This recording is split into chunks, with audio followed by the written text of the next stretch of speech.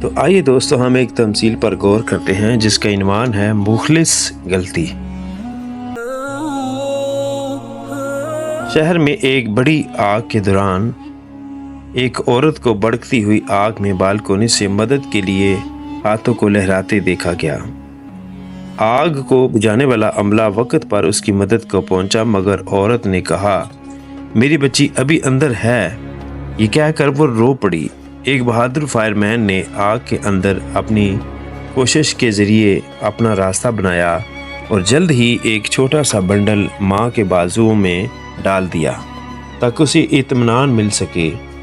مگر جب ماں نے بنڈل کو کھولا تو چلا کر کہا کہ یہ اس کی بچی نہیں بلکہ ایک گڑیا کو بازیاب کیا گیا ہے۔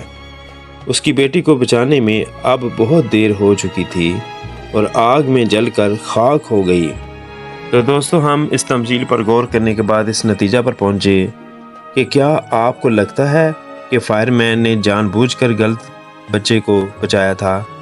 کیا ماں نے فائر مین کو غلط معلومات دی تھی؟ بالکل نہیں، دونوں نے مخلصانہ طور پر اچھی نیت سے کام کیے، مگر وہ دونوں غلط تھے۔